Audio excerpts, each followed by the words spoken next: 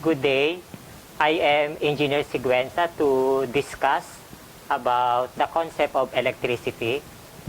The concept of electricity lies on the fundamental quantity about electric charge. But what is an electric charge? Let's take a look at the atomic structure of a certain element.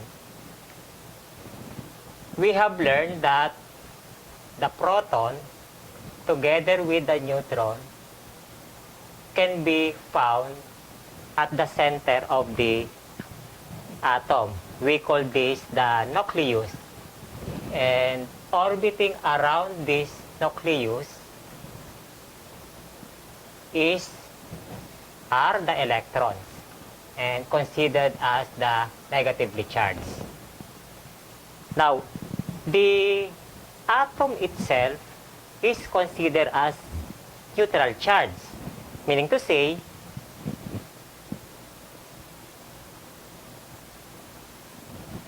the number of proton is equal to the number of electrons. Now, when you force this electron to remove from its orbit, like rubbing these two objects, so you force this electron to remove from its orbit, what will happen is that the atom becomes more on the number of protons. So we produce a positively charged material. Okay? So which means the number of proton is greater than the number of electrons. Okay? The material, when you rub, the material that acquired that negatively charged electron will become a negatively charged material. Okay? Negatively charged material. Meaning to say, the number of proton is less than the number of electrons. So, you produce two types of charge, no? The types of charge, the positively and the negatively charged material. Therefore, that electric charge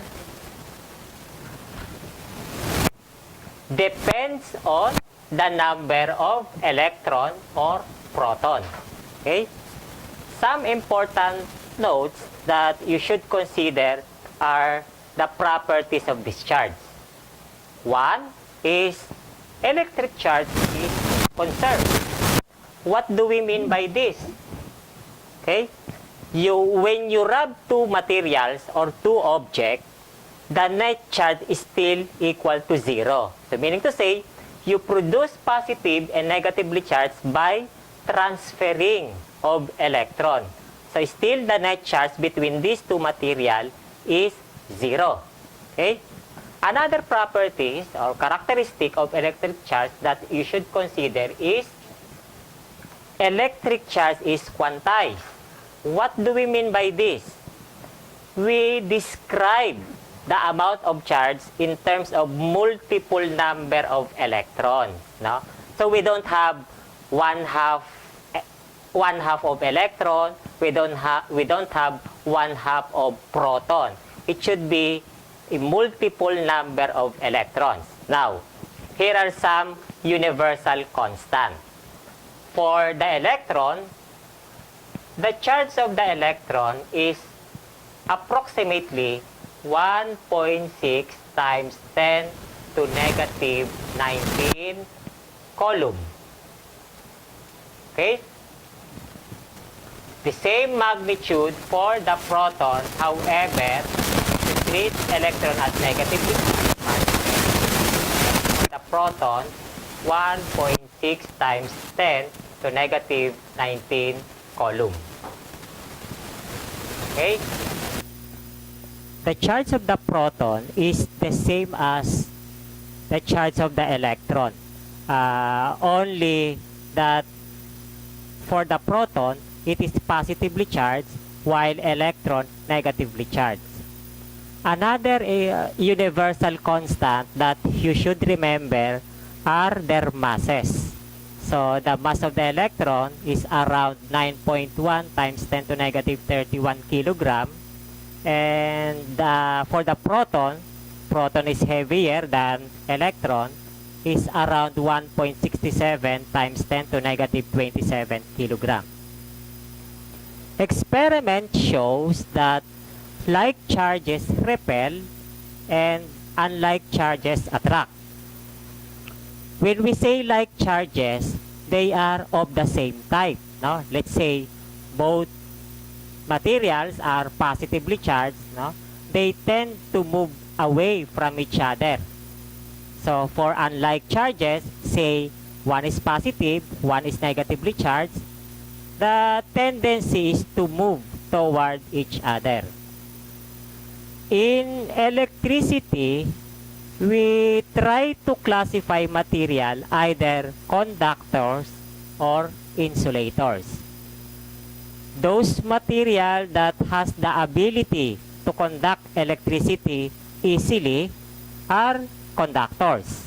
For example, copper. No? So I have an example here. No? For example, this wire. No? Inside this material are metal. No? Copper. So this is an example of conductors.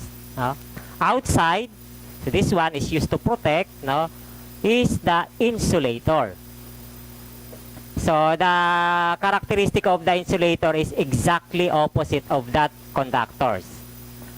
One of the fundamental law of force that deals between two charges at rest is the Coulomb's law. No?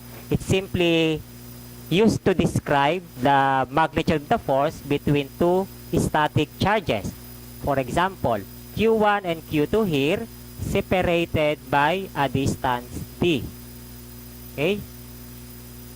According to Coulomb's law, the force is directly proportional to the product of their charges, no?